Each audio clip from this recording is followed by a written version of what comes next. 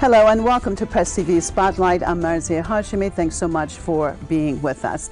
Since 2011, the U.S. and the UK and some of their allies have been trying to overthrow the Syrian government. From civil war bombs, missiles to sanctions and terrorist groups, everything has been thrown at the Syrian Arab Republic to destroy it. Millions of people have been displaced and hundreds of thousands have been killed. But the government led by President Bashar al-Assad still stands. So a new set of plans seems to be needed to implement those who still have hopes of overthrowing the Assad government. The U.S. and the UK have decided to increase sanctions on a country still reeling from a devastating earthquake. Now, this is being done in the name of countering illicit drug trade. This from countries which were in Afghanistan for 20 years, where the opium trade bloomed under their management. We're going to look at all of this on the Spotlight. I'd like to welcome my guests to the program. Rick Sterling, investigative journalist and activist, Syria Solidarity Movement out of Walnut Creek, California. And Peter Ford, former British ambassador to Syria out of Manchester, UK. Thank you both for being with me. Well, let's start it off with Rick.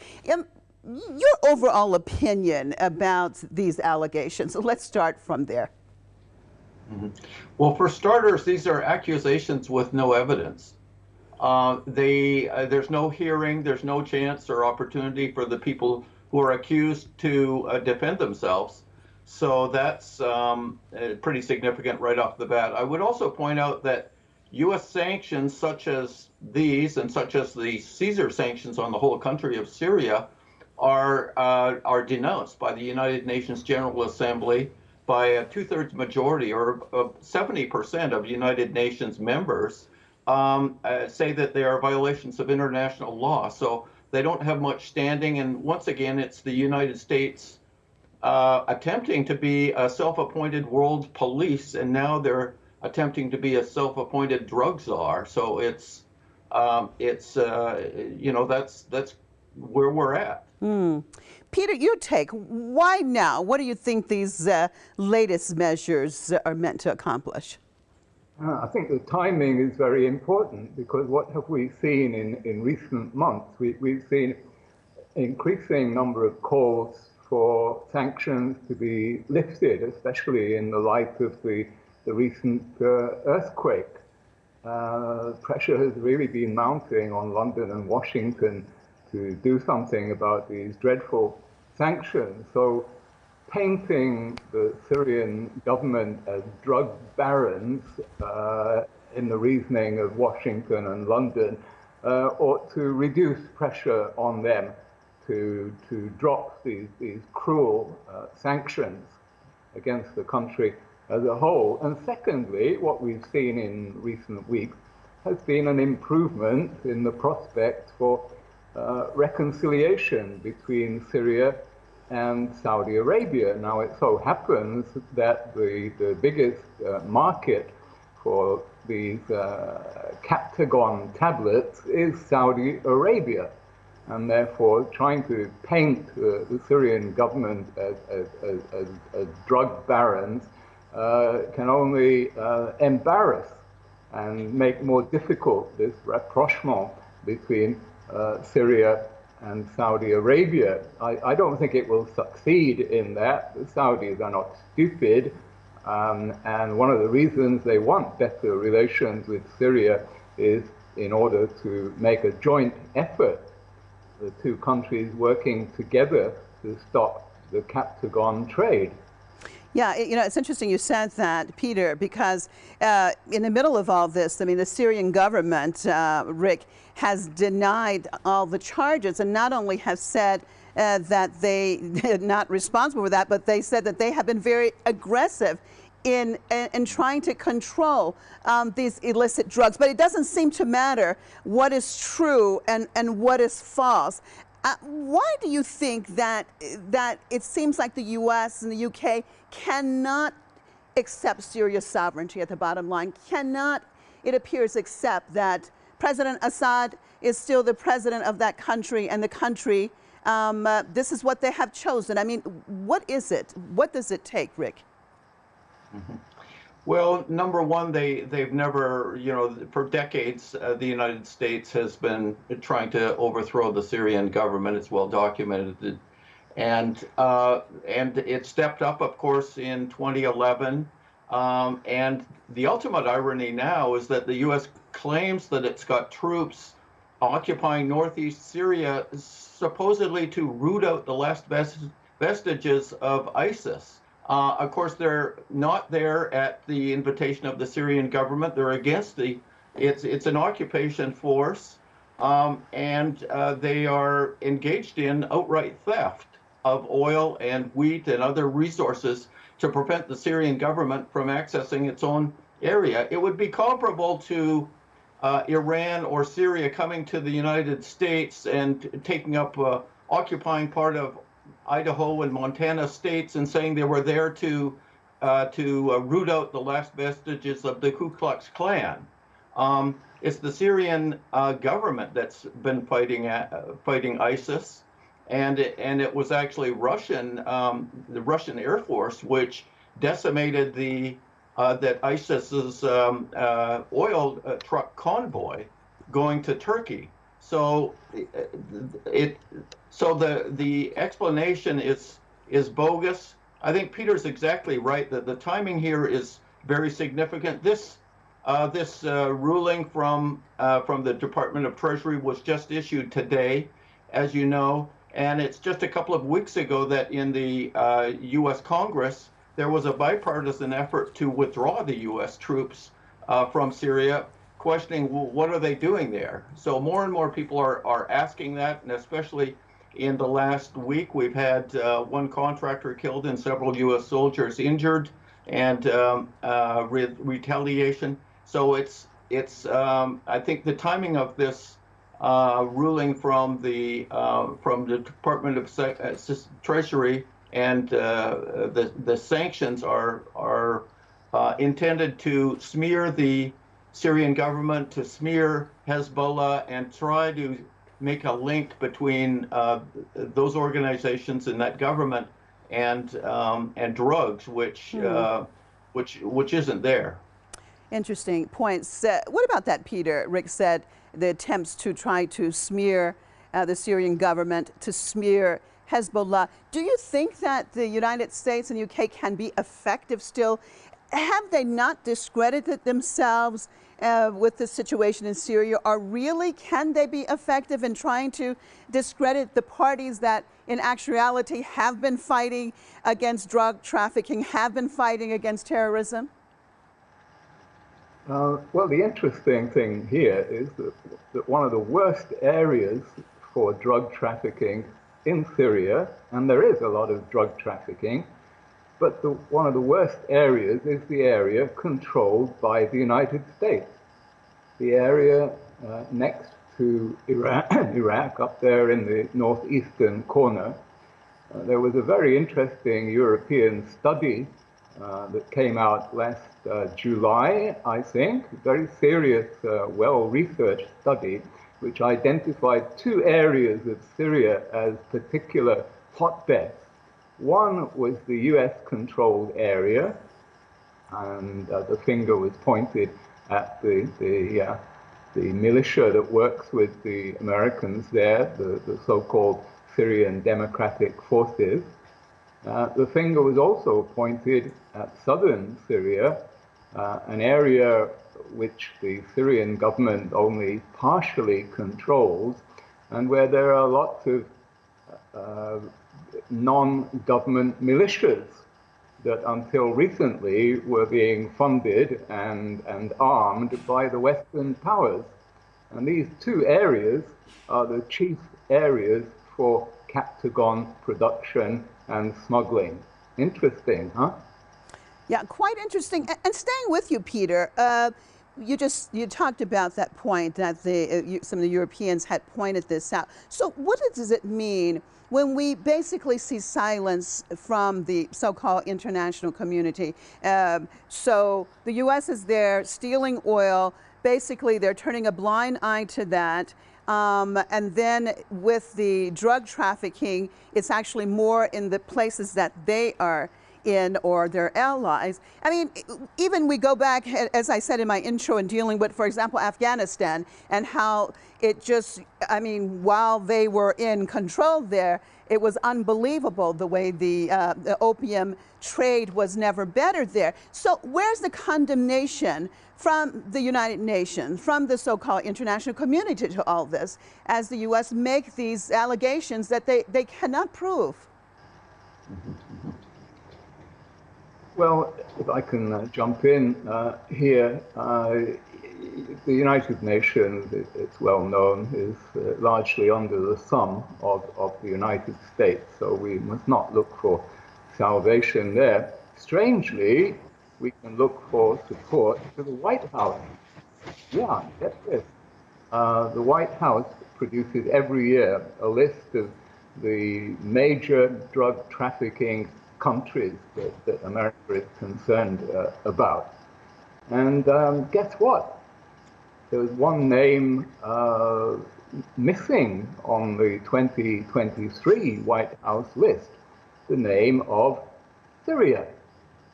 We see the names of countries like Afghanistan, Colombia, India, Jamaica, Pakistan, Venezuela, a few others, but not Syria, because Syria is not a major drug producing or transit country. The whole issue has been hyped up for political reasons. Right, right. Well, Rick, it seems like the U.S. and the U.K. are really stretching it now. As Peter said, I mean, the name Syria is not even on their list.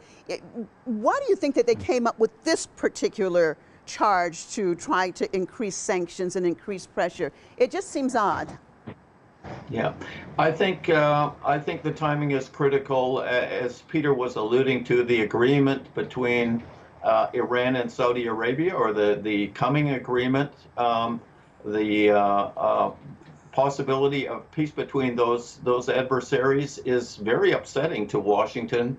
The moves in Congress and the public moves opposing the U.S. occupation of Syria is very upsetting to Washington, you know, I think it's just the overall context of geopolitics that they're getting a little bit. It's a sign of desperation more than anything else. If you look at I was reading the details of the Treasury Department sanctions, and they end up saying that some of these individuals, they supported the Syrian government, as if that's a crime. Some of them, some of the specifics say they supported Hezbollah, as if that's a crime. Of course, Hezbollah is a significant part of the Lebanese government. So it's a sign of, I think it's actually a sign of some weakness on their part, that they're attempting to, that they've issued these sanctions. They'll get a lot of publicity, but nothing will come of them. Right. Interesting point. Well, Peter, what about that? I saw you nodding your head. Do you feel that it's a sign of desperation? And if it will not make a difference, then why go through all of this, these theatrical measures? Well, it costs nothing. It's just public relations, and I agree that it's scraping the bottom of the barrel here, that they've run out of excuses to continue occupying Syria. No one buys anymore the story that they're fighting ISIS. Run out of excuses for sanctions. People can see that after the earthquake, it's absolutely inhumane to continue with sanctions on Syria. And now on top of that, the US administration has to worry about Syria normalizing its relations with the Arab League. So they're grasping at straws here. Rick, do you see it as a continuation of the fall of the empire, of that switch of strategic power or a more multipolar world from basically the unipolar world with the United States in control and doing whatever, and this switch that we're in the middle of right now. Is this part of it? Yeah, I think it is part of it, and I agree that it's partly just a publicity stunt. We can contrast the news of this, which we can, reliably predict will be in the newspapers in the United States tomorrow, with the lack of news of the fact that Israel has been bombing the airports of Latakia and Damascus, so that planes delivering earthquake relief supplies could not even land there. So the crime of bombing the airports, international airports of major cities in Syria, is just it gets no publicity, and yet this cheap smear attack is going to be in the papers. It's a sign of the decline of the empire. Of course, it's who knows how long it's going to take, but it's definitely underway. It's also a sign of the decline of journalism in the West. That this report will be given some credence while they're ignoring much more significant incidents, such as the attacks on the airports in Syria.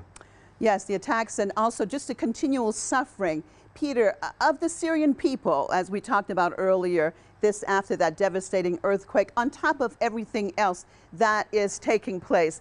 Again, I understand the dynamics when we talk about the United Nations. However, because they at least try to show themselves as the international body to try to balance things out. Of course, we know the reality is something else.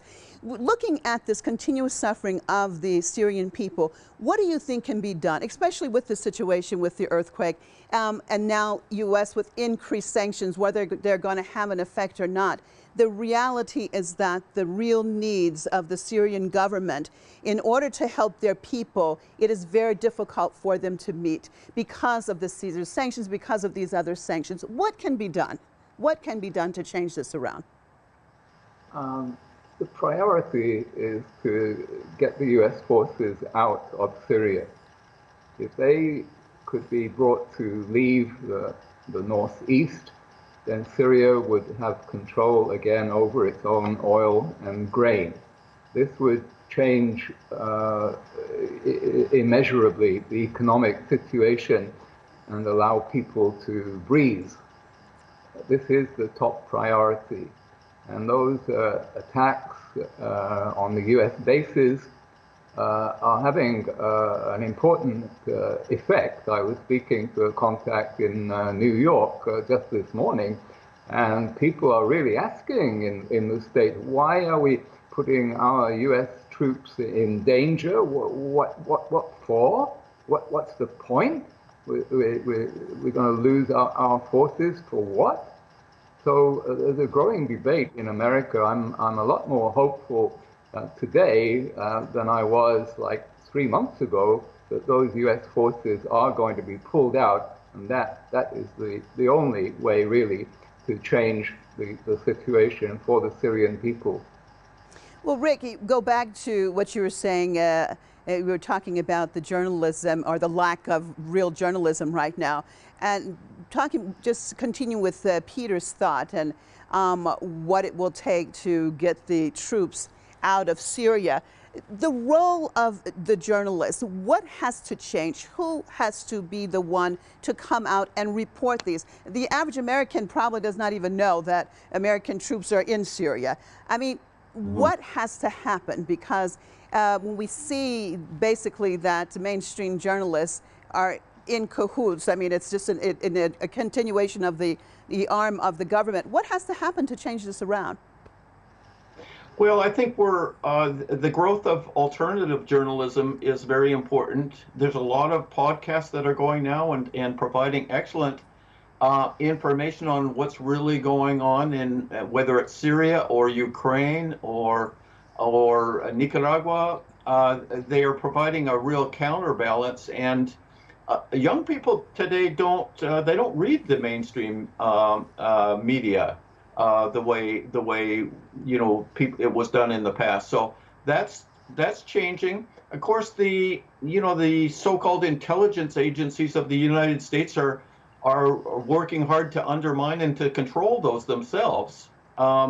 There really are troll farms that are busy creating fake news. They're coming from the establishment media and the so-called intelligence agencies, not from the alternative sources. But there are some optimistic signs. There's a lot of good podcasts around what's happening in Ukraine, presenting a very different perspective.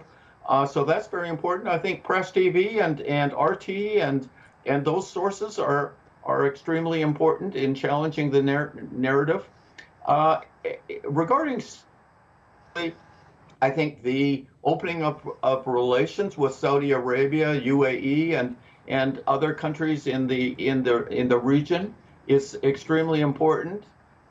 When Syria formally goes back into the Arab League, it's going to be an important milestone. So I think at some point the powers that be in Washington are realized that it's over. They're not achieving anything by continuing their attempts, but that may be some ways down the road, because unfortunately U.S. foreign policy is still in the grip of neocons, and we can see, just as they've had a 60-year effort to crush Cuba, it can go on and on, but I think the trend is moving in a favorable direction, and thank God, because the poor Syrian people right now, with electricity 3 hours a day,